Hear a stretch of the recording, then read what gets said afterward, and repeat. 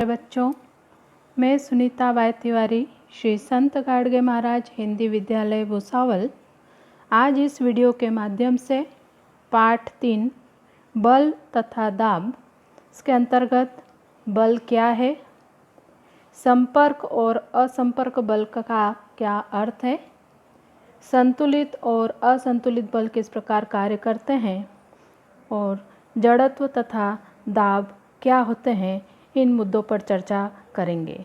तो आइए देखते हैं। बल अर्थात फोर्स।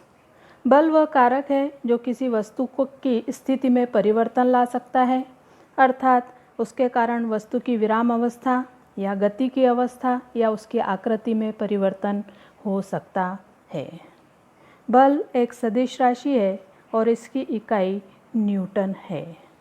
अब देखते हैं कि विभिन्न घटनाओं के आधार पर बल को कितने भागों में विभाजित किया जा सकता है। मोटे तौर पर संपर्क और असंपर्क बल को देखा गया है, कांटेक्ट और नॉन कांटेक्ट फोर्स। संपर्क बल जब पिंडों में एक दूसरे के साथ सीधे संपर्क के कारण अथवा एक और के पिंड के द्वारा किए गए संपर्क के कारण बल प्रयुक्त होता हुआ दिखाई देता है, तो इस प्रकार के बल को संपर्क बल कहते हैं। जैसे पेशियों के द्वारा लगने वाला बल अर्थात स्नायु बल, यह संपर्क बल का उदाहरण है, क्योंकि पेशियों की मदद से हम पिंडों पर बल को प्रयुक्त करते हैं। जैसे उठाना, ढकेलना, खींचना आदि अनेक क्रियाएं हैं जिसमें संपर्क बल का प्रयोग किया जाता है। दूसरा जो प्रकार है वह है असंपर्क बल, अर्थात वस्तुओं में संपर्क न होने पर भी उन दो पिंडों पर बल प्रयुक्त होता हुआ दिखाई देता है। इस प्रकार के बल को असंपर्क बल कहते हैं। जैसे चुंबकीय बल, गुरुत्वीय बल और स्थिर विद्युत बल। यह बल किसी भी संपर्क के बिना प्रयुक्त होता है। जैसा कि पहले चित्र में आपको दिखाई दे रहा है कि चुंबक के ध्रुवों की ओर लोहे की जो कीलें हैं, आलपीनें हैं, वह चुंबकीय बल के कारण आकर्षित होती है और चिपकती हुई दिखाई दे रही है। दूसरा जो चित्र है उसमें कंघी जो है, कंघी पर स्थिर विद्युत आवेश होने के कारण कागज के टुकड़े उसकी ओर आकर्षित होते हुए दिखाई देते हैं, क्योंकि कंघी को जब रूखे बालों के अंदर रगड़ा जाता है या किया जाता है तब और तुरंत उसको छोटे कागज के टुकड़ों के समीप लाया जाता है, तो प्रेरित विद्युत आवेश होने के कारण टुकड़ों में भी स्थिर विद्युत बल प्रयुक्त होता है और कागज के टुकड़े कंघी पर चिपक जाते हैं। तीसरा जो चित्र दिखाई दे रहा है उसमें नारियल के पेड़ से नारियल नीचे गिर रहा है, अर्थात गुरुत्वीय बल के कारण पिंड जो है वो पृथ्वी की ओर आकर्षित होता है, जिसके कारण हमें नारियल नीचे की ओर गिरता हुआ दिखाई दे रहा है। इस प्रकार यहाँ पर पिंड के साथ कोई संपर्क नहीं है, फिर भी वहाँ पर हमें बल दिखाई दे रहा है, इसलिए इसे असंपर्क बल कहा गया है। अब देखते हैं तीसरा जो प्रकार है वह है घर्षण बल। घर्षण बल यह सभी गतिशील पिंडों पर प्रयुक्त होता है और वह गति की दिशा के विपरीत दिशा में प्रयुक्त होता है। जैसे यदि दैनिक जीवन में हम देखते हैं कि उदाहरण के तौर पर यदि रास्ते पर केले का यदि छिलका गिरा हुआ है और यदि उस पर पैर रख देते हैं तो हम तुरंत उस पर से फिसल जाते हैं। उसी प्रकार कीचड़ में भी हमारे पैर फिसलते हैं, क्योंकि वहाँ दोनों ही घटनाओं में जो घर्षण बल है वो कम हो जाता है, जिसके कारण हमें फिसलन महसूस होती है। क्योंकि ज़मीन पर चलते समय भी हम पैरों से ज़मीन को पीछे की ओर ढकेलते हैं और यदि घर्षण बल न हो तो हम फिसल कर नीचे गिर जाएंगे या चल भी नहीं पाएंगे। दूसरा जो प्रकार है बलों का वह देखते हैं संतुलित और असंतुलित बल। संतुलित बल और असंतुलित बल को समझने के लिए हम एक कृति के द्वारा स्पष्ट रूप से देख सकते हैं, जिसमें एक टेबल है।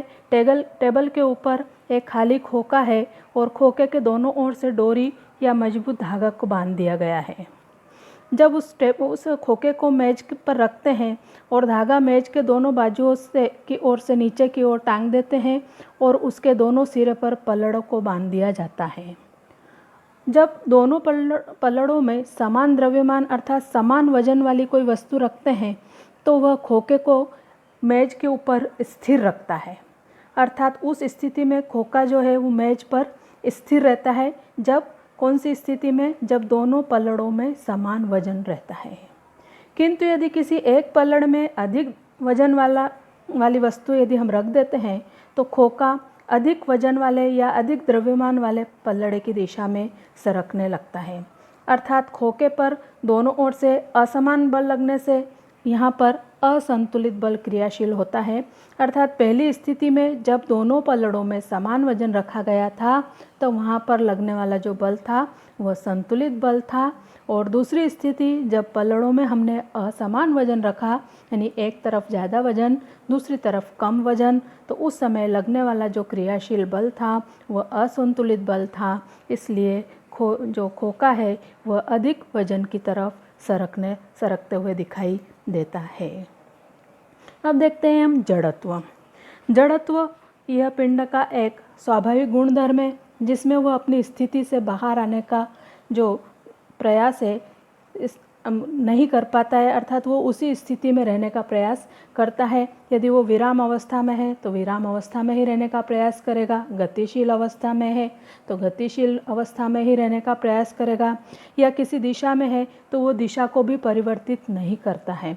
तो ये जो स्वाभाविक गुणधर्म है उसी को जड़त्व कहा गया है, और इन गुणधर्मों के आधार पर ही जड़त्व को 3 भागों में विभाजित किया गया है।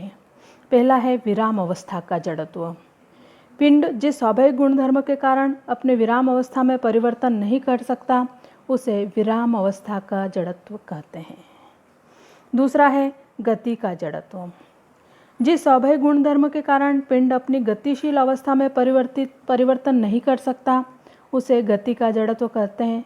जैसे कि बिजली के घूमते हुए पंखे को बंद करने पर भी वह कुछ समय तक घूमता रहता है, या बस के अचानक रुक जाने से बस में बैठे यात्री आगे की दिशा में फेंके जाते हैं। तो ये सब जो उदाहरण हैं वह गति के जड़त्व के ही हैं, अर्थात ये सभी घटनाएं गति के जड़त्व के कारण ही हमें देखने को मिलती है। तीसरा जो प्रकार है वह है दिशा का जड़त्व। दिशा का जड़त्व यानी पिंड के जिस स्वाभाविक गुणधर्म के कारण वह अपने गति की दिशा में परिवर्तन नहीं कर सकता उसे दिशा का जड़त्व कहते हैं। जैसे वाहन सीधी सरल रेखा में गतिशील होने पर अचानक मुड़ने पर यात्री विपरीत दिशा में फेंके जाते हैं। अब देखते हैं दाब। दाब यानी प्रेशर। इकाई क्षेत्रफल पर लंबवत दिशा में प्रयुक्त होने वाले बल को दाब कहते हैं। दाब का जो सूत्र है वो दाब बराबर बल बटे क्षेत्रफल होता है। दाब की इकाई न्यूटन प्रति मीटर स्क्वायर होती है। क्षेत्रफल में वृद्धि होने पर उसी बल का दाब कम होता है और क्षेत्रफल कम होने पर उसी बल के दाब में वृद्धि होती है। उदाहरण के तौर पर यदि हम देखते हैं तो ऊंट के पैर के जो तलवे होते हैं वो फैले हुए होते हैं, जिसके कारण ऊंट का जो भार है वह अधिक पृष्ठभाग पर पड़ता है और रेत पर पड़ने वाला दाब कम होता है। इसलिए ऊंट के जो पैर है वो ज़मीन में धंसते नहीं है, अर्थात उससे चलना आसान होता है। इसी प्रकार जो कीलें देखते हैं हम, लोहे की जो कीलें होती है वो आगे की तरफ से नुकीली होती है और पीछे की तरफ से चौड़ी होती है। अर्थात आगे का जो हिस्सा होता है उसका क्षेत्रफल अधिक होता है और पीछे का जो नुकीला हिस्सा होता है उसका क्षेत्रफल कम होता है। क्षेत्रफल कम होने के कारण वहाँ दाब में वृद्धि हो जाती है और दाब में वृद्धि होने से कीलें जो है वो लकड़ी में या दीवारों में आसानी से घुस जाती है। इसीलिए जो धारदार चीज़ें होती है, सब्जी या फलों को काटने के लिए जो चाकू बनाए जाते हैं तो उनकी भी जो किनारे होती है वो पतली बनाई जाती है। जिस तरफ से काटा जाता है वो किनारे उसकी पतली बनाई जाती है। अब इस वीडियो के आधार पर कुछ स्वाध्याय के प्रश्न दिए गए हैं जिन्हें आप इन वीडियो के माध्यम से देखकर अपनी नोटबुक में इसकी जानकारी को एकत्र कर सकते हैं। Thank you.